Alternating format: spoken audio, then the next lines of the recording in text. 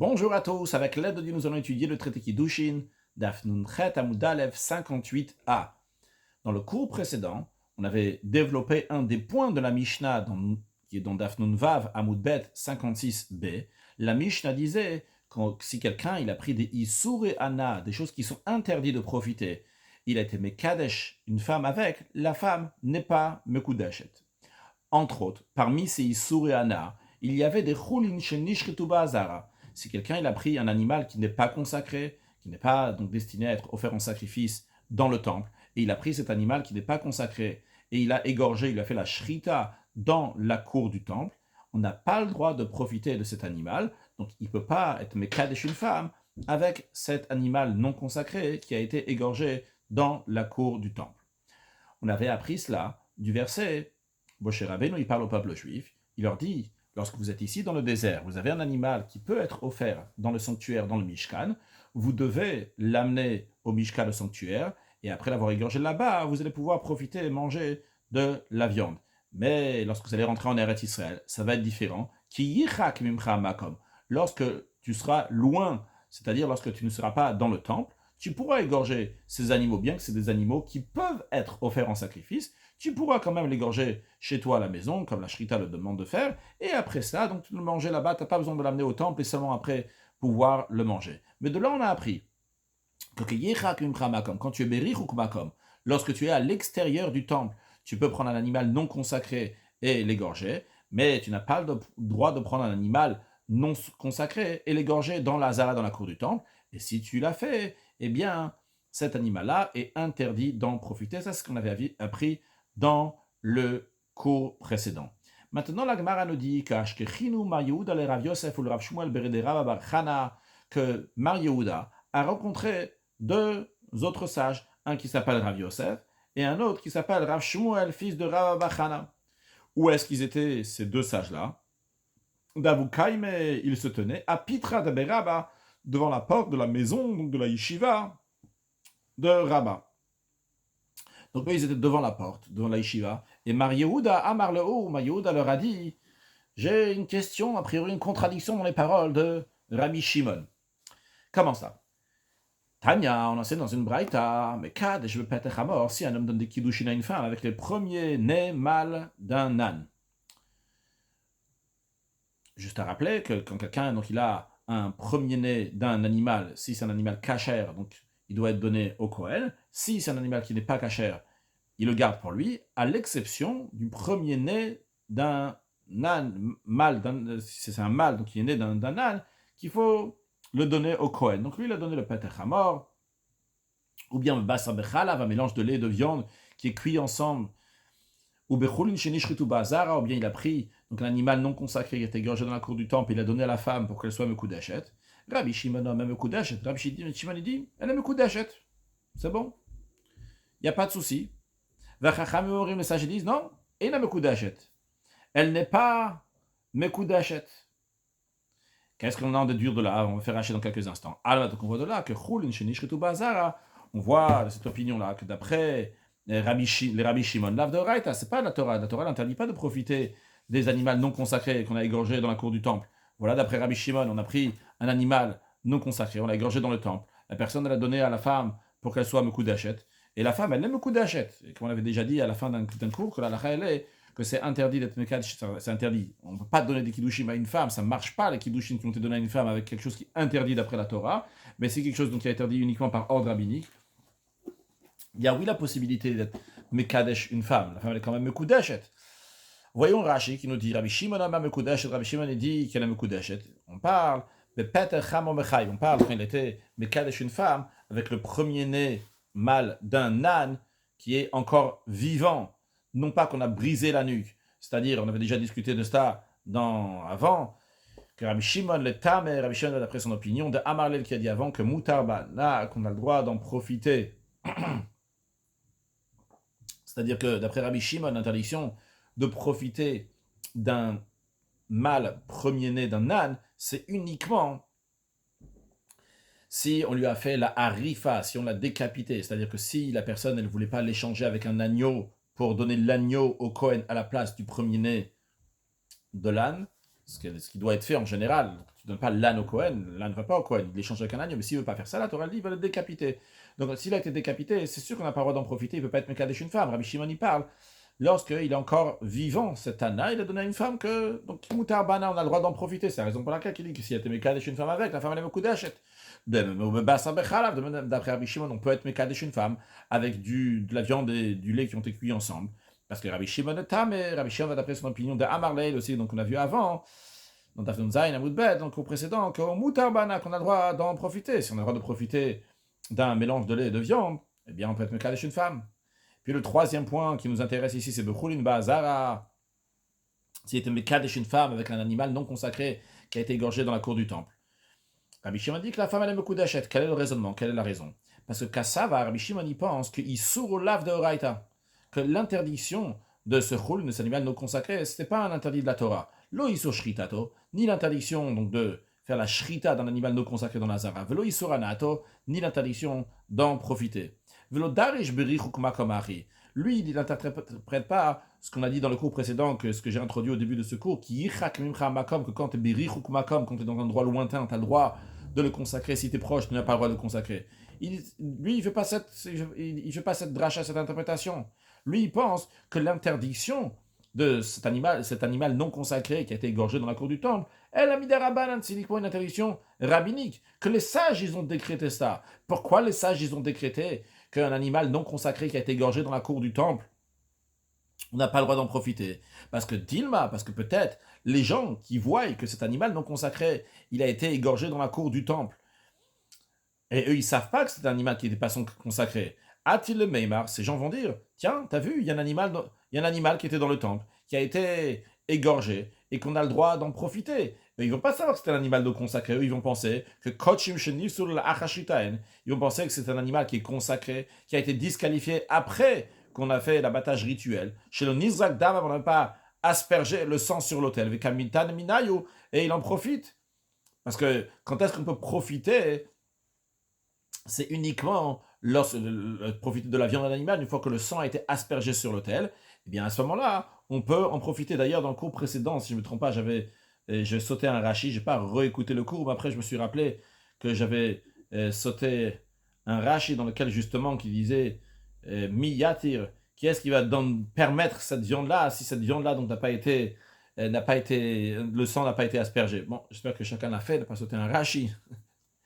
En tous les cas, donc Rabbi Shimon dit c'est uniquement parole rabbinique. Les gens vont voir qu'on profite de cet animal. Ils vont dire tiens, c'est un animal sacrifié, consacré, qu'on a le droit d'en profiter. Les gens vont arriver à un stade qui vont déduire de ça. Ils vont profiter de tous les animaux consacrés, même avant qu'on asperge le sang. Ils vont dire bah regarde, là-bas, il y a un animal qui a été égorgé. Eux, ils ne savent pas que c'est un animal qui est non consacré. Ils pensent que c'est un consacré et qu'on a le droit d'en profiter. Ils vont dire eh bien, on a toujours le droit dès qu'on fait la shrita, après tu peux en profiter, même si le sang n'a pas été aspergé. C'est la raison pour laquelle que les sages ont décrété qu'on n'a pas le droit de profiter des choulines, des animaux non consacrés qu'on a égorgés dans la Zara, dans la cour du temple. Donc ça, c'est l'opinion de Rabbi Shimon, que l'interdiction, c'est uniquement une norme rabbinique, donc c'est la raison pour laquelle que la femme, elle est mekudeshet. Les sages disent, Eina mekudeshet. Alors on a déjà dit, elle n'est pas mekudeshet, ok, la conclusion de tout ça, en tous les cas, que c'est d'après Rabbi Shimon, les animaux non consacrés qui ont été égorgés dans la cour du temple, c'est une interdiction rabbinique, c'est pas une interdiction de la Torah. Donc bien, n'oublions pas que c'est Mar Yehuda qui est en train de demander une question à Rav Yehuda et Rav Shmuel. Donc il a dit une braïta pour l'instant, tout va bien.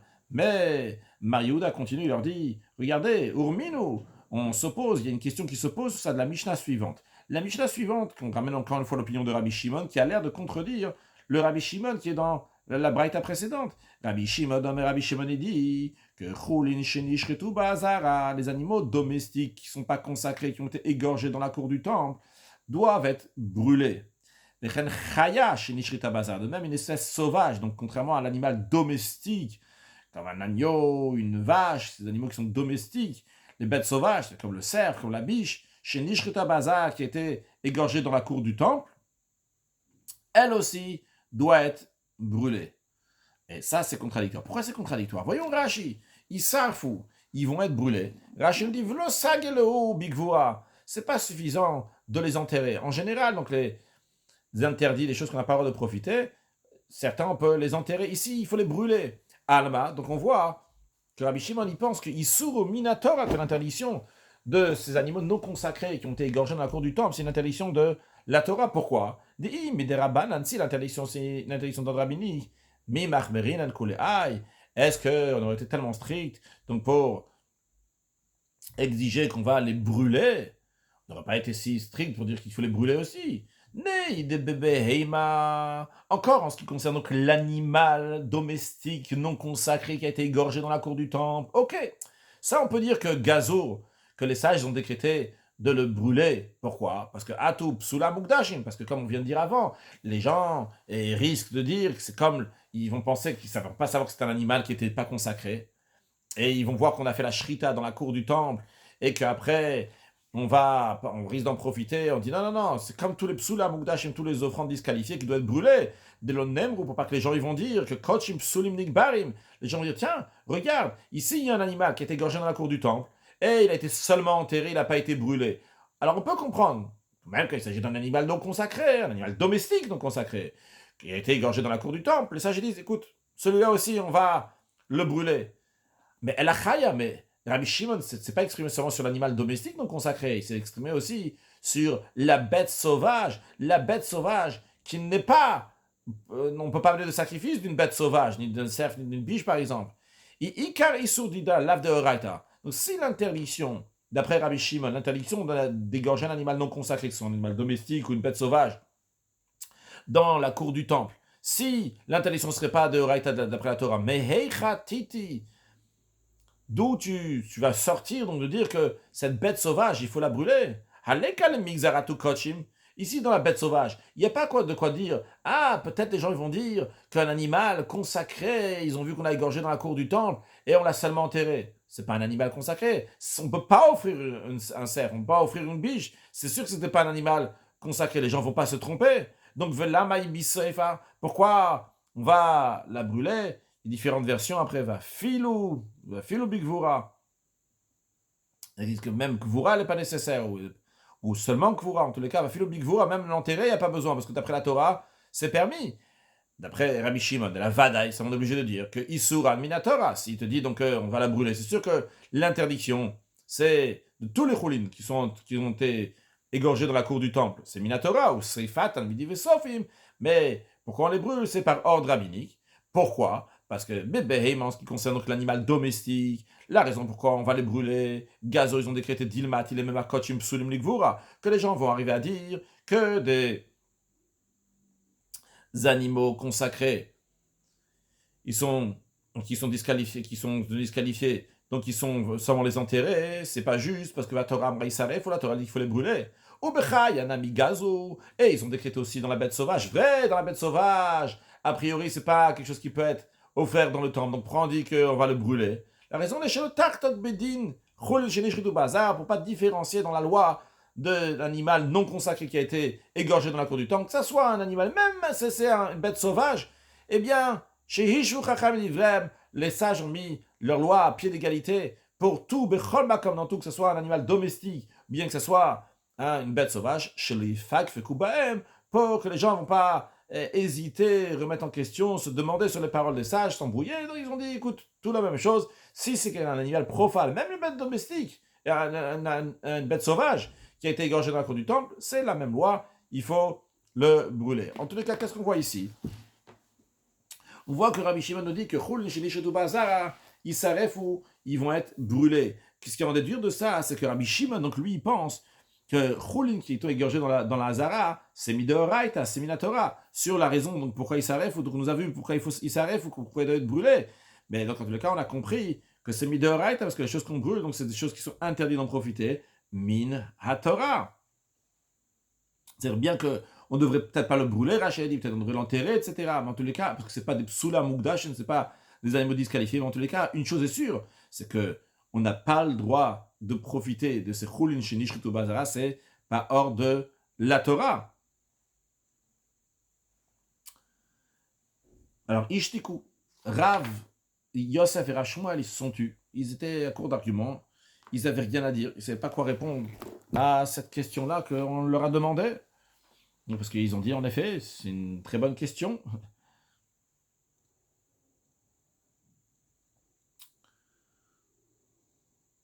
Juste un instant, s'il vous plaît.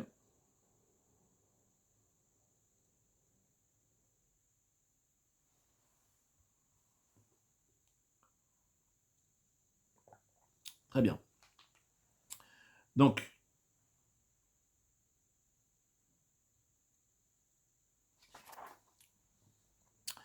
tous les camarades des rabbins, ils sont que chez Rabbah, ils ont dit Rabbah. On a une question, une contradiction. Bar Yosef, il nous a dit ça. Ils ont peut-être pas dit que c'était Bar Yosef, mais Amar Leo, Rabbah leur a dit Palga au Kminchi. Un contradicteur s'est mis sur vous, vous a collé. Rashi Palga Kanteran, qui cherche à provoquer Ragil Lachlok al Chaverav, qui a l'habitude de tenter désaccord avec ses amis, mettre du désaccord. Il vous a juste comme ça, c'est une question, mais en vérité, c'est pas une question. Hachab Mayaskin, ici dans la Braïta, où Rabbi Shimon il dit que la femme elle est beaucoup d'âge, de quoi on parle? On parle dans un cas où l'animal non consacré, il a été égorgé, et il s'avère qu'il était treifa.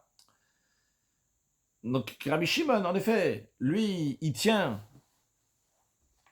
que c'est interdit d'en profiter dans Chulin Shenishritu Bazara. Mais ici, pourquoi on nous dit que Chulin Shenishritu Bazara, la femme elle est quand même beaucoup d'achète?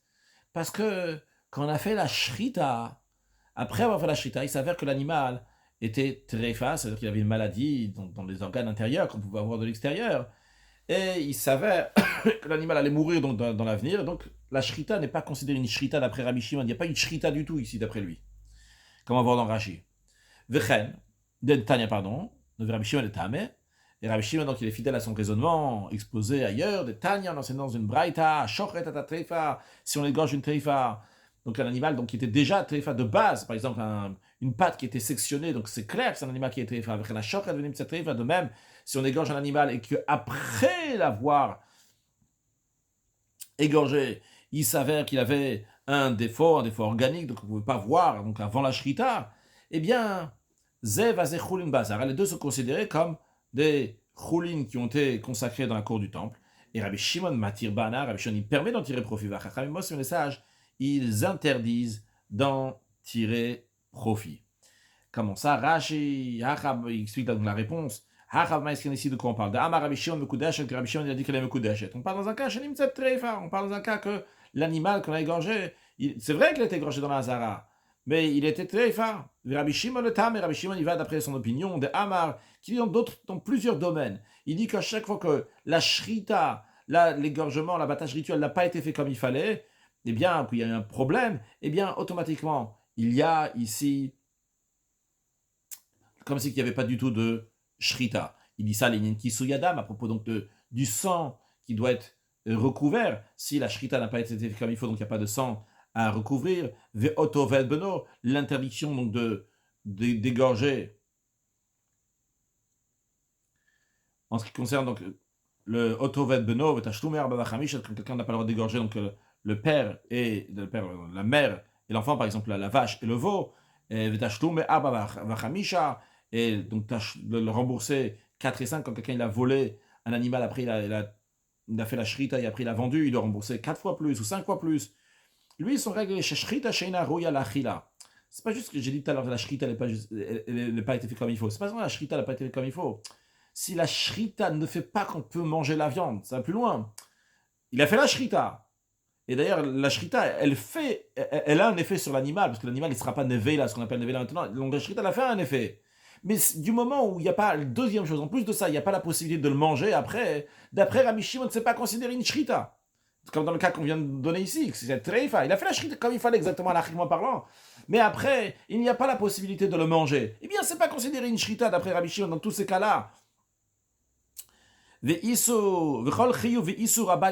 Donc, toute obligation, toute chose interdite qui en découle d'une shrita, vu que cette shrita-là, elle fait que tu ne peux pas manger l'animal, ou la volaille, etc., donc tous ces interdits, toutes ces obligations ne s'appliquent pas dans ce cas-là. C'est la raison pour laquelle. Cette interdiction de choulin, ok, on a dit, c'est des choulins qui ont été égorgés dans la cour du temple. Quand est-ce que je dis c'est des choulins qui ont été égorgés dans la cour du temple, et donc, on n'a pas le droit d'en profiter? C'est s'ils ont été égorgés dans la cour du temple, mais égorgés de manière qu'on puisse les manger après. Théoriquement, j'aurais pu les manger. Mais ici, vu que tu l'as égorgé, mais on ne pourrait pas le manger de toutes les façons parce que c'est un treifa. Ah, dans un tel cas, va la shrita, donc c'est pas considéré une shrita. Vu que c'est pas considéré une shrita, vrai qu'il a pris par exemple l'agneau profane, non consacré, et il a égorgé dans la cour du temple. Mais vu que cet agneau de toute façon on ne peut pas le manger, donc l'égorgement qui a été fait n'a pas été considéré un shrita d'après Rabbi Shimon, et parce que tu ne peux pas le manger après. Et donc s'il a pris ça, il était mekadesh une fois, à la fin il avait le coup d'achète. Et ça, donc, c'est la première braïta que Mar Yehuda, il a dit à Rav Yosef et Rav Shmuel. On parle d'un cas précis ici, que la shrita n'a pas été faite comme il faut. Rashi, il nous dit, traduit, est à treifa, ni karet, la différence. Rashi vient nous expliquer la différence entre, dans la Mish, dans la braïta, on a dit, ashoret at treifa, après on dit, v'chel ashoret v'nimtset treifa. Rashi nous dit la différence, quand on dit, et à treifa, c'est treifa ni karet. On voit clairement qu'elle était treifa. Donc c'est un problème extérieur. Par contre, quand tu dis venim cette treifa, donc c'est qu'on a trouvé quelque chose après, suite à cela, une fois qu'on a fait la shrita. À la fin de la Mishnah d'Afnun Vav Amud Bet, on avait dit que mecharan vekidesh bidmem, que c'est quelqu'un il a vendu. Donc tous ces yisur et anas, c'est ce qu'on n'a pas le droit d'en profiter, il les a vendus. Et il était mekadesh une femme avec l'argent qu'il a reçu. Mekudesh et ta femme elle est mekudesh, c'est-à-dire par exemple si il a pris donc des choulin chez Nishritu Bazar, qu'on n'a pas le droit d'être mekadesh une femme avec, et qu'il a été mekadesh une femme, il a vendu ses choulin chez Nishritu Bazar pour 100 euros, après il a pris ses 100 euros, il a donné une femme pour être femme mekudeshet, bien la femme elle est mekudeshet. La Gemara demande Minala, d'où on apprend ça. La Gemara répond, mais des gars, les Rachmana Bavodat Kochav, il me fait que Hacham a révélé à propos de l'idolâtrie, la Torah dit, tu serais comme elle, frappé d'interdit. Alors le verset dans son intégralité dit comme ça, tu n'apporteras pas une abomination dans ta maison, tu serais comme elle, frappé d'interdit, tu l'auras en horreur et tu l'aborras car elle est frappée d'interdit. Donc l'expression en tous les cas, vehayita, tu serais comme elle, donc frappé par un interdit, banni, cherem. On apprend de cette expression de vehayita, Kol shata mehaye mena. Tout ce que tu mehaye, tu vas engendrer d'elle, de cette idolâtrie, Areokamo, il est considéré comme elle. Donc, Rashi d'abord, Minalan, le Tafsedamaï, dont on sait que si quelqu'un était mekadesh une femme avec un des Isurana qui sont dans la Mishnah, dont on sait que l'argent ne devient pas interdit, on a répondu, parce que la Torah dit à propos de l'idolâtrie seulement, là-bas, que tout ce que tu vas vendre, idolâtrie, tu vas engendrer de ça, l'argent que tu vas recevoir va être interdit. Rachid nous dit la version les chatambe haye garsinan, que tu vas engendrer cette idolâtrie. Et la Gemara nous dit, donc Mikla, on en déduit de là, de cholisur que tous les paiements qui sont perçus, donc des autres articles interdits dans la Torah sont permis, parce que la Torah dit uniquement à propos de l'idolâtrie que l'argent que tu vas recevoir sera interdit. Sous-entendu que dans les autres interdits de la Torah, si tu recevras de l'argent de ça, ça sera permis. La Gemara dit, ok, super, c'est vrai que tu as raison. Tu m'as dit, il y a dans la Vodazara, donc sous-entendu dans les autres endroits, c'est bon, je peux profiter donc de ce qui va en ressortir, de l'argent qui va engendrer de cela. Mais venez l'afmina, on n'a qu'à déduire de l'idolâtrie un principe général pour tout le reste. Pourquoi restreindre ce principe à l'idolâtrie? Disons que c'est dans tous les endroits de la Torah. La Gemara répond, non. Vu que l'idolâtrie et les produits de la Shemitah, de la 7e année, constituent, je vais expliquer dans un instant, constituent deux passages de l'écriture qui viennent comme un. C'est-à-dire que la Torah, en d'autres mots, que la Torah s'est répétée 2 fois pour le même principe, en nous disant, attention, sache, cette chose-là est interdite. Et tout ce que tu as engendré de ce produit-là sera aussi interdit. Le fait que la Torah s'est répétée 2 fois dans 2 cas, et dans l'idolâtrie, et dans les produits de la 7e année, pour nous dire que le produit lui-même est interdit, et aussi ce que tu as engendré du produit, c'est interdit, c'est pour nous dire que c'est uniquement dans ces 2 cas-là, c'est interdit. Parce que si ça serait interdit dans toute la Torah n'aurait pas besoin de se répéter 2 fois, elle aurait dit une seule fois, j'aurais déduit pour tous. Mais le fait que la Torah l'a dit 2 fois, j'apprends de là que lorsque la Torah a dit 2 passages qui nous apprennent la même chose, elle ne peut pas enseigner dans d'autres contextes. C'est pour tout nous dire uniquement dans ces 2 cas-là et pas dans d'autres cas. Ok, mais maintenant, alors Avodat Kochav et l'Agma, elle s'explique, elle dit, c'est quoi? On vient de dire l'idolâtrie, les produits de la 7e année. C'est quoi l'idolâtrie? D'où on apprend ça que l'idolâtrie, donc, pas seulement l'idolâtrie, mais tout ce que tu vas engendrer de l'idolâtrie, ça aussi c'est interdit. Donc ça c'est Hada Maran, c'est ce que nous venons de me dire juste avant. Ve'aïta cherem kamo, donc tu seras frappé d'interdit comme elle. Shvit, maïs, c'est quoi les produits donc de la 7e année qui sont interdits, juste pour rappeler, au cas où quelqu'un ne sait pas. Donc il y a un cycle de 7 ans, 6 ans on travaille la terre, la 7e année, donc on n'a pas le droit de travailler la terre. Et à propos donc des produits de la 7e année, la Torah dit Yoveli, c'est l'année du Yovel du jubilé, Kodesh Tielachem, ça sera sacré pour vous. Alors vrai, attention, Yovel, c'est la 50e année, c'est pas la 7e année, la 7e, c'est la 7e, la 14e, 21e, 28e, etc., jusqu'à la 49e. Non pas la 50e, mais on apprend, donc, toutes les lois sont les mêmes en ce qui concerne donc la 50e année et la 7e année, c'est pas dans le contexte d'ici, c'est juste pour dire pourquoi le verset dit Yoveli, on dit que c'est la Shvit, bien que c'est la 50e année, donc en tous les cas, on apprend de Yoveli, que c'est l'année du Yovel, donc comme si c'était, on va dire comme si c'était Shvit, c'est la 7e année, et donc Kodesh Tielachem, donc elle sera sacrée pour vous. Donc on apprend Ma Kodesh Tofes et Dama, la même manière que le Kodesh, que ce qui est saint, l'article consacré se transfère à ses paiements. Ça veut dire Afshvit Tofes Damer, de la même manière aussi, la santé des produits de la Shemitah se transfère à ses paiements. C'est-à-dire que si quelqu'un il a pris un produit de la 7e année, un produit agricole la 7e année, et il a vendu, il a reçu 100 euros avec ça, eh bien, les 100 euros aussi reçoivent la sainteté. Donc maintenant, il y a et le produit agricole, et aussi les 100 euros qui sont sains. Mais la Gemara demande un instant. Si tu me dis que c'est la même chose, si tu dis que c'est parce que c'est Kodesh, c'est consacré, Ima Kodesh Tofes Damav, dans ce cas-là, de la même manière qu'un article consacré, vrai, qui se transfère, la sainteté se transfère au paiement, mais Veyot, c'est les choulines. Le produit initial sort en choulines, en profane, par exemple. Quelqu'un qui a donné au temple, il a donné, donc, je sais pas, il a donné un verre. Ce verre-là, donc, il a été vendu à 10 euros. Eh bien, le verre, tant qu'il était dans la trésorerie du temple, il avait la Gdoucha, il avait la sainteté. Lorsque la trésorerie du temple l'a vendu, eh bien, à ce moment-là, le verre devient profane, et les 10 euros que le trésorier du temple a reçus, c'est eux qui prennent la Gdoucha, la sainteté. Donc ça devrait être la même chose aussi ici. Tu me dis, la Shvit, la 7e année, Kodesh, t'es saint. Très bien. Si c'est saint, alors, tu sais quoi? Fais passer la sainteté sur l'argent, mais le produit initial de la 7e année, lui, va devenir profane. Comme ça, on aurait pu penser.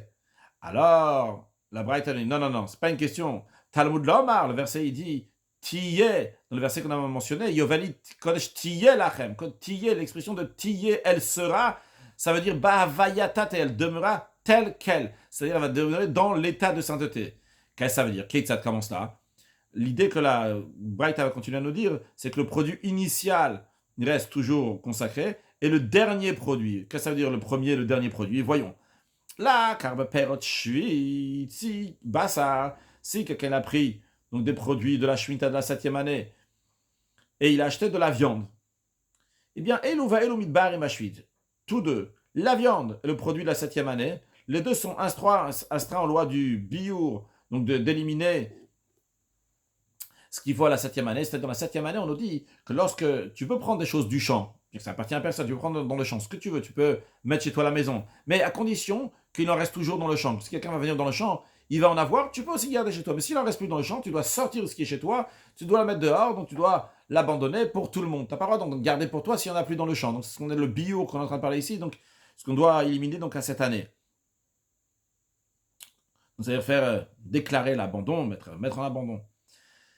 Maintenant, donc ça c'est donc les deux on a dit, et aussi le produit de la Shemitah, aussi bien la viande, parce que la viande aussi, donc elle est devenue comme le produit de Shemitah. Maintenant, si Bassar Dagim, avec la viande, il a échangé avec du poisson. Dans ces cas-là, Yatsa Bassar, la viande elle est sortie, c'est-à-dire elle est sortie de son statut de sainteté d'un produit de la 7e année de la Shemitah. Et Nichlesu Dagim, c'est à la place maintenant, c'est le poisson qui a cette sainteté de la 7e année. Comme Rashi nous dit, Yatsa Bassar, la viande, elle sort. C'est-à-dire qu'elle sort de quoi? Elle sort Mikdushat Shvit, la sainteté de la 7e année. De Perot Gufa Yuktiv Botiye, uniquement pour les fruits eux-mêmes, donc les produits de la 7e année. Eux, il y a écrit Tiye, Bavayatote, elle sera telle qu'elle, elle restera dans sa sainteté. Aval Chiloufen, mais les échanges, Nyotzim Luchulim peuvent sortir et devenir profanes. Encore une fois, c'est-à-dire que le produit de la 7e année, mais quoi qu'il arrive, toujours, il restera dans sa sainteté. Maintenant, le produit avec lequel il a été échangé, c'est-à-dire la viande par exemple, la viande, elle prend la 7e année, mais si la viande, elle, va être échangée avec du poisson, maintenant c'est le poisson qui va prendre la sainteté de la 7e année, et non plus la viande. La viande maintenant devient profane. C'est ce que je disais tout à l'heure, c'est le premier et dernier produit qui va garder la sainteté. Et comme la Braïta continue avec d'autres exemples. Badagim yain, si ensuite, avec le poisson, il a échangé avec du vin.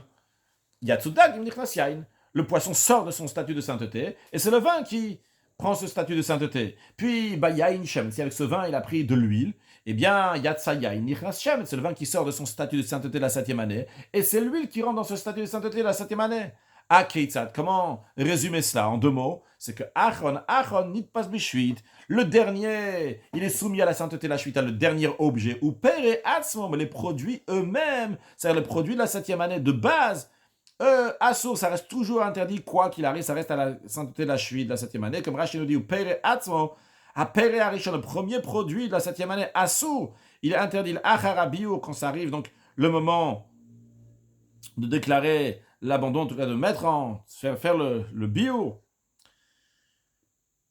Chez le Yatzamik du château, car le produit initial de la Shemitah de la 7e année n'est pas sorti de sa sainteté, quoi qu'il arrive. Ok, donc en tous les cas, qu'est-ce qu'on a vu ici? On a vu qu'il y a 2 choses que la Torah nous dit, qu'ils restent toujours dans leur interdit. 1, l'idolâtrie, et tout ce qui en découle de l'idolâtrie. Quand je dis tout ce qui reste toujours interdit, c'est-à-dire que même ce qui en découle aussi, ce qui engendre aussi devient interdit. Donc l'idolâtrie, et ce qui engendre, donc même l'argent qu'on a reçu pour l'idolâtrie. Et aussi donc la cheville, donc pas seulement le produit initial, mais aussi donc le dernier produit, il garde aussi donc cette sainteté.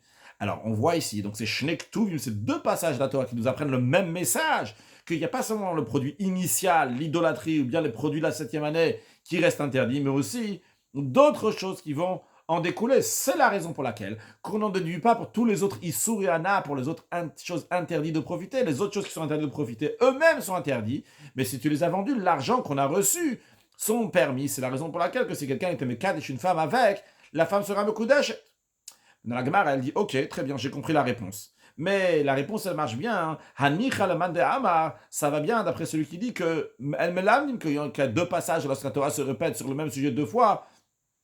Ça ne peut pas enseigner pour d'autres cas. Elle a le madame, d'après l'opinion qui dit que même quand il y a 2 passages qui se répètent, ils disent la même chose, eh bien tu peux le déduire pour d'autres endroits. Maïka la même, qu'est-ce qu'on va dire? On devrait dire, vrai, la Torah a dit à propos de l'idolâtrie, la Torah a dit à propos de la chute, que pas seulement eux sont interdits, mais aussi les produits les choses qui vont s'engendrer donc de l'idolâtrie ou bien la 7e année. Eh bien on n'a qu'à déduire pour tous les autres interdits de la Torah que pas seulement eux sont interdits, mais aussi l'argent qu'on reçoit. La Gemara répond non, parce qu'à propos de l'idolâtrie et à propos de la 7e année, Miout Ektiv et la Torah donne une restriction, elle écrit une restriction en disant que c'est uniquement pour là, comment ça? Ktiv, elle est écrit ici à propos de l'idolâtrie qui cherem ou, car ceci est frappé donc d'interdit, donc ou, c'est lui, uniquement lui, il a cet interdit, que cet interdit va passer aussi dans les choses que l'argent que tu vas engendrer de cette idolâtrie. De même, pour la 7e année, où tu as écrit Yovel, hi, ceci est l'année du Yovel. L'expression de ceci, c'est là pour nous dire que hi in, elle, oui, là, elle a cette mesure donc qui est sévère, que pas seulement le produit en lui-même est interdit, même ce que tu vas engendrer, mais bidachina, d'autres choses, lo, non, d'autres choses, d'autres interdits de la Torah, d'autres Issuréana, ne sont pas dans le même contexte que le Yovel, que la Vodazara, que le Yovel, donc la Shuit, la Vodazara, que eux, encore une fois, la Shuit et la Vodazara, donc leur interdit va se transférer sur d'autres choses, mais dans les autres interdits de la Torah, eh bien, leur interdit ne va pas se transférer sur autre chose, l'interdit restera donc dans la chose initiale, ne va pas aller dans d'autres. Matnit, la dernière Mishnah du 2e chapitre de Kiddushin, Mekadesh bitrumot. Si un homme donne des Kiddushin à une femme avec des trumot, donc c'est des choses qui doivent être données au Kohen, donc des produits agricoles qui doivent être donnés au Kohen. Ici l'expression donc de Turumot au pluriel, parce qu'il y a aussi bien donc le Yisraël, le juif ordinaire, qui doit donner de la Turuma au Kohen. Et il y a aussi bien donc ce qu'on appelle la Turuma Gdola, il y a aussi bien donc le Lévi qui a reçu donc une certaine 10% de la récolte du Israël, du juif ordinaire, qui doit donner de la Turuma Tama, c'est aussi une Turuma au Kohen, d'où l'expression au pluriel donc de Turumot. Donc quelqu'un il a pris de la Turuma et il a donné à une femme. Quand à la fin on va voir, donc il s'agit, même si c'est un Israël, c'est un juif ordinaire qui a fait ça, même si la femme elle c'est aussi une Israélite, c'est pas une Kohenet,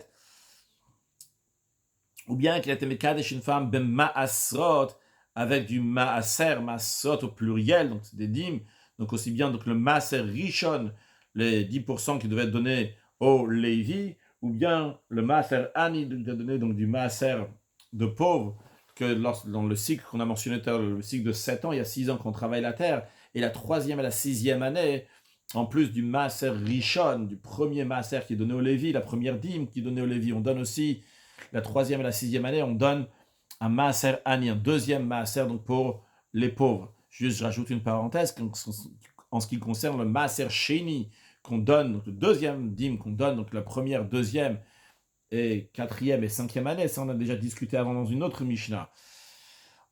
Si la femme elle aime Kudash et tout pas. Au Matanot, s'il était Mekadesh une femme avec des cadeaux, quels cadeaux s'agit-il ici? Les cadeaux qui devraient être donnés au Kohen, comme Rashi nous dit, au Matanot.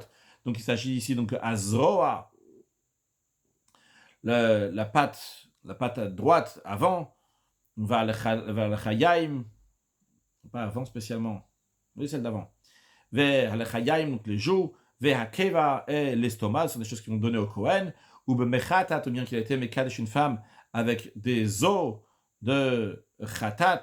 Donc c'est la Torah, elle dit que quand quelqu'un donc, il est devenu impur, quand les ustensiles qui sont impurs, quand il veut les purifier, eh bien il faut les asperger avec de l'eau qui est mélangée avec des cendres de la vache rousse, donc on appelle donc Mechatat, certains disent, si ou Mechatat on va dire, ok, ou Befer Khatat, certains disent Efer Para ici, donc avec des cendres de la vache rousse, à réserve Kudeshet, il a donné ça à la femme, et la femme elle est Mekudeshet, va filou Israël, même si le prétendant c'est un Israël, va filou Israël, c'est un Israël. Alors Rashi va nous dire quelque chose qui est très important pour comprendre la suite de la Gemara. Rashi nous dit Kasal Kadatar. Qu'est-ce qui nous monte à l'esprit maintenant qu'on apprend la Mishnah? Comme on a déjà dit plusieurs fois, quand Rashi nous dit Kasal Kadatar, ce qui nous monte à l'esprit, dans la suite on verra que c'est pas comme ça. Mais Kasal Kadatar, ce qui nous monte à l'esprit maintenant, ce qui va questionner dans la suite de la Gemara, qu'est-ce que se monte à l'esprit? Que bien que ici, qu'est-ce qu'il a? Il a uniquement un bénéfice de gratitude qui va pouvoir en tirer de la Touma. Il va pouvoir décider, les titam, le Chol Mishir, c'est qu'il peut le donner à n'importe quel Kohen qui veut. C'est la Terouma. Il ne pourra rien faire avec, le Israël ne peut pas faire quoi que ce soit avec. La femme qui a reçu ça, elle a Gamhi, elle aussi. L'Ozarta, elle a Betovatana, cette femme-là, qu'est-ce qu'elle a gagné uniquement? Le Tovatana, un bénéfice de gratitude, parce qu'elle ne peut pas garder cette terouma, cette dîme-là, elle doit la donner à un Kohen. Va Maaser, le Lévi. Le Maaser, donc la dîme, elle doit donner au Lévi. Et pourtant, Mikacha betovat anazo, cette femme, elle est Mekudeshet, en ayant eu ce bénéfice de gratitude, c'est-à-dire le fait qu'elle aimerait bien donner un cadeau à Reuven le Kohen, ou bien à Shimon le Lévi. Eh bien maintenant, elle est contente, tiens, je peux lui donner un cadeau. Elle n'a pas reçu de l'argent de cet homme, elle a reçu juste un objet qu'elle devra donner à quelqu'un d'autre. Mais elle est contente qu'elle puisse se donner à telle personne. Donc elle a une tovatana, un bénéfice de gratitude. Et cette tovatana, a priori, comme on comprend ici, de kassava tovatana mammon. On apprend ici de cette Mishnah, a priori, ce qui monte à l'esprit maintenant, que ce bénéfice de gratitude est considéré de l'argent, c'est-à-dire, quand on dit de l'argent ici, donc c'est une valeur que la femme, elle peut être mekudeshet.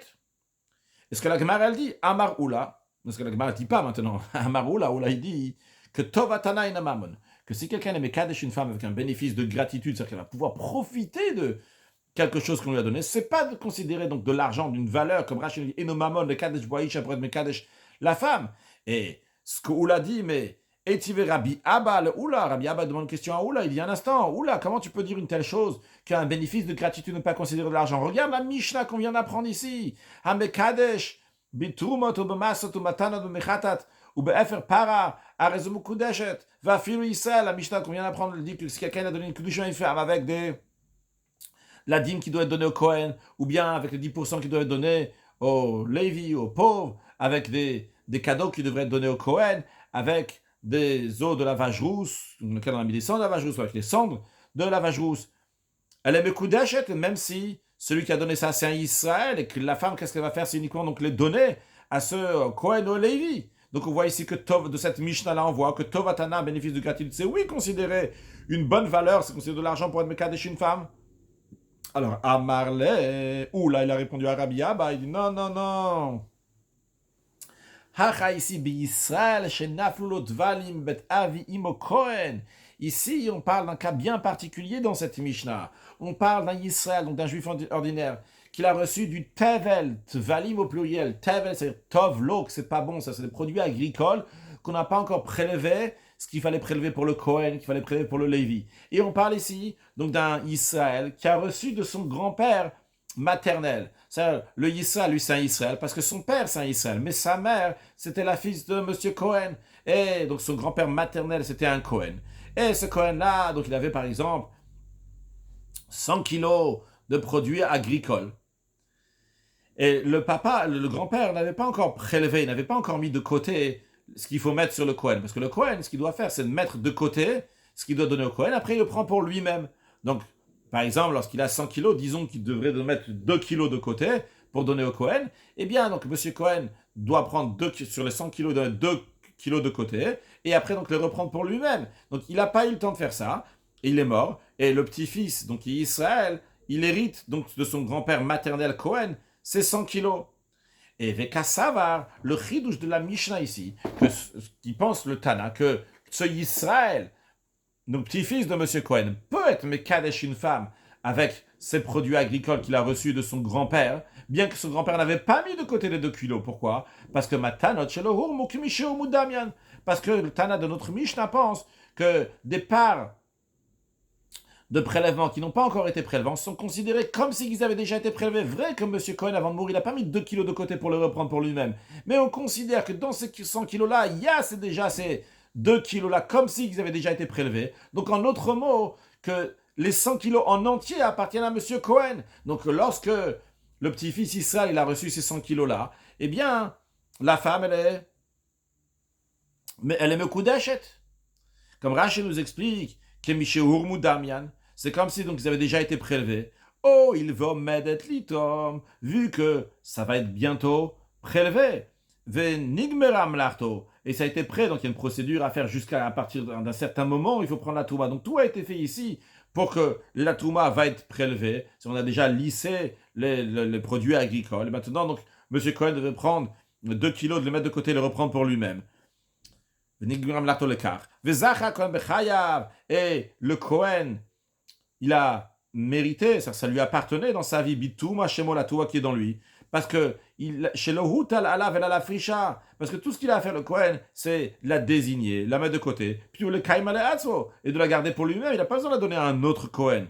Donc, le Tana nous dit, Afior Ejde, cet héritier aussi, comme ça, Oula est en train de dire à Rabbi Abba, il dit, ce Tana de notre Mishnah, il est en train de te dire que le chidouche de quoi? C'est que Yorejde, cet héritier-là, Yafrishen, il va faire exactement la même chose que son grand-père. Vim Keren à la Kohanim. Comme lui ne peut pas le manger, il va la donner au Kohanim. C'est-à-dire que le petit-fils, lui, quand il a reçu les 100 kilos, les 100 kilos lui appartiennent.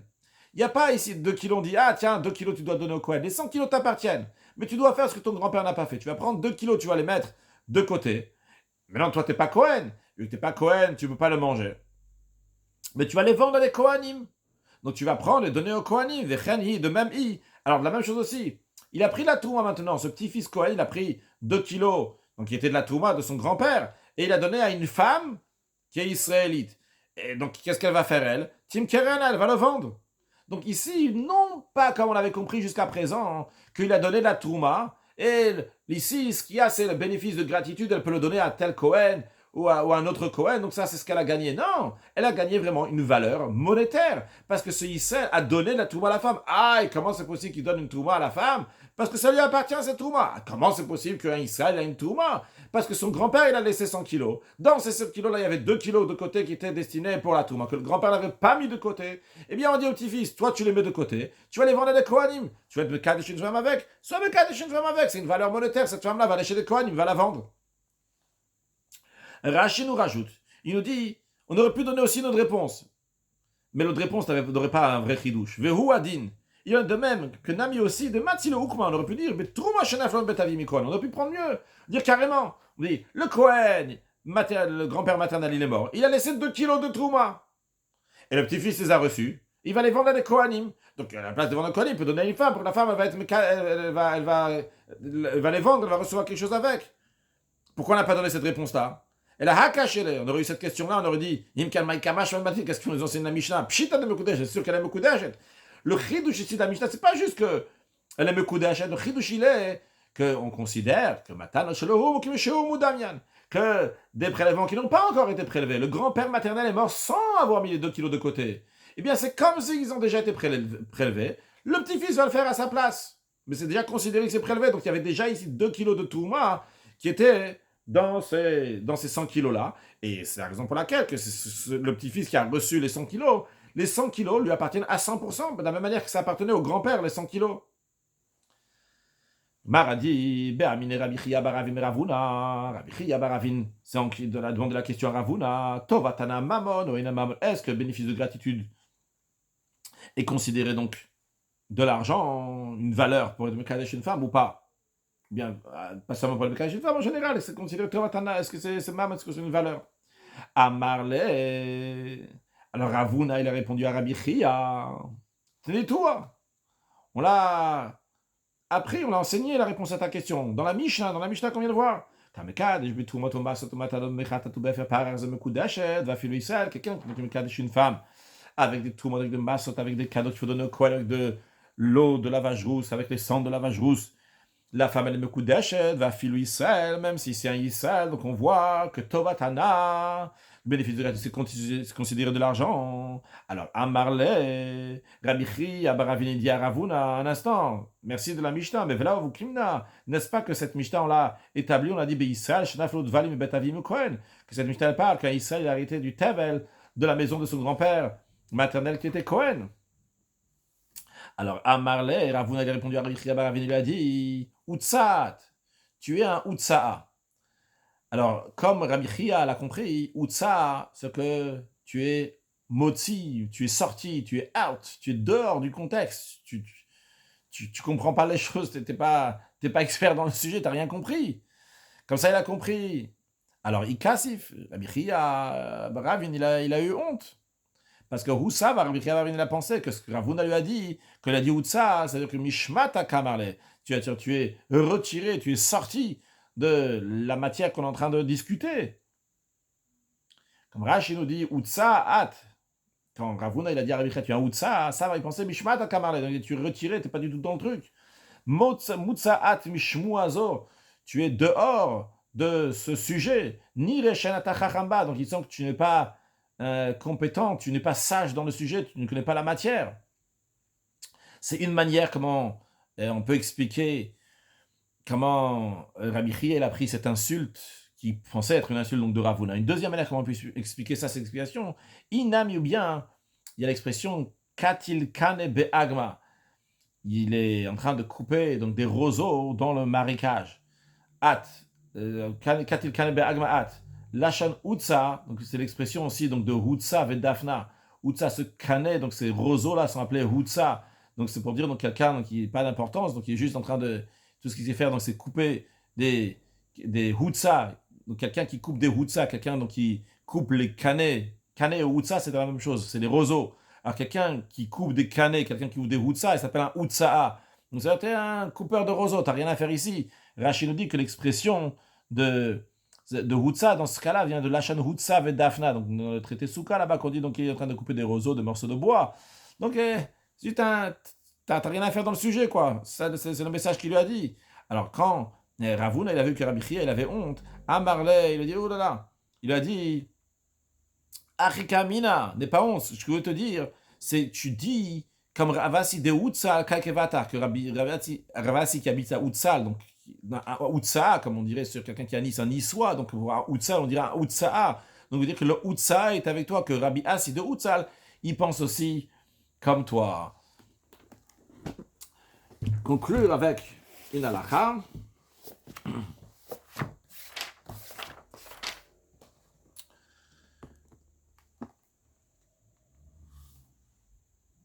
Quelqu'un qui a acheté avec des fruits de la 7e année, ou bien avec de l'argent de la 7e année, donc de la viande elle est devenue comme les fruits, donc il doit les manger avec la sainteté de la Shuit, et quand ça arrive le moment donc de les enlever, eh bien il doit aussi les enlever, les retirer, les déclarer abandonnés.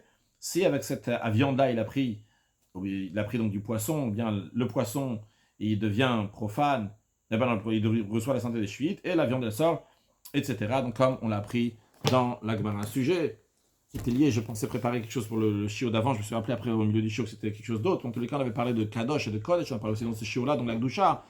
Dans le Tzemar Tzedek, il explique la différence entre Kodesh et Kadosh. Et d'ailleurs, il faut voir après comment ça correspond avec ce qu'on a pris dans la Gemara d'hier. Ça peut s'expliquer, mais en tout cas, il dit que Kodesh, c'est plus haut que Kadosh, comme c'est connu. Parce que Kadosh, c'est avec un Vav. Le Vav, ça montre sur la Gdusha qui vient, la sainteté qui vient vers le bas, comme le Vav. Donc c'est le niveau de Sovev, de Memale. Donc, en fonction, il y a de Memale, en fonction du Sovev. Donc il y a des niveaux. Mais quand on dit Kodesh, Kodesh, c'est de l'essence même, Atzmut Oren Sof, qui est au-delà de Sovev Memale. Parce que Sovev Memale, il y a Ishtal Shilout, il y a Pnimiout, il y a Makif, ça c'est Memale, ça c'est Sovev, la Gdusha. La sainteté de Atzmut Oren Sof, elle est encore plus haut. Donc c'est une Gdusha qui est Be'etzem, que Dieu fasse qu'on voit cette Gdusha, cette sainteté, et le dévoilement du Oren Sof, jusqu'à Atzmut Oren Sof très prochainement, avec la venue de Mashiach. Now, une excellente journée.